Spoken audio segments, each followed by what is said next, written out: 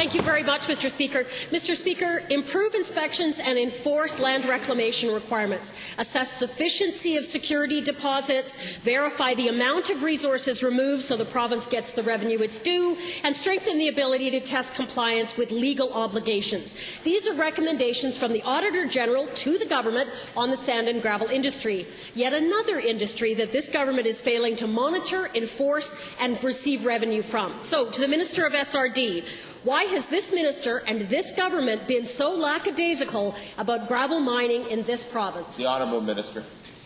Well, thank you very much. Mr. Speaker, the fact of the matter is that the aggregate business in the province of Alberta is a very important business for Albertans. And, Mr. Speaker, we do monitor, we do measure, and we do collect our fees with respect to the aggregate business in the province.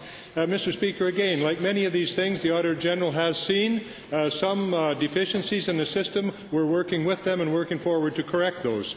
The Honourable Member. Thank you. To the same minister. Well, how can the minister approve or consider approving any new gravel operations when this government continues, in many cases, to have no idea what's coming out of the ground, no idea how much revenue they are owed in certain circumstances, and no idea what level of reclamation has taken place at deserted gravel pits around the province? The Honourable Minister. Well, Mr. Speaker, honestly, that's a bit theatrical, because the fact of the matter is we do have a pretty darn good idea what's coming out of the ground, where it's being processed, where it's being used, where it's being consumed.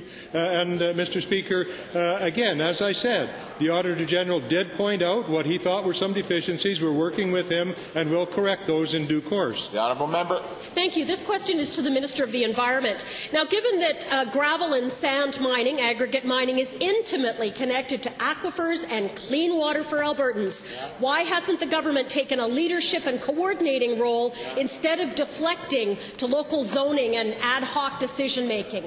The Honourable Minister. Mr. Speaker, I think it's perfectly appropriate that the first decision that needs to be made in any development is whether or not the municipality will approve it from a zoning perspective. We respect the authority of the municipality to make such decisions. Once that decision has been made, Mr. Speaker, then it falls to Alberta Environment to determine whether or not there would be adverse effects on groundwater and the like, and that's the process that we use. The Honourable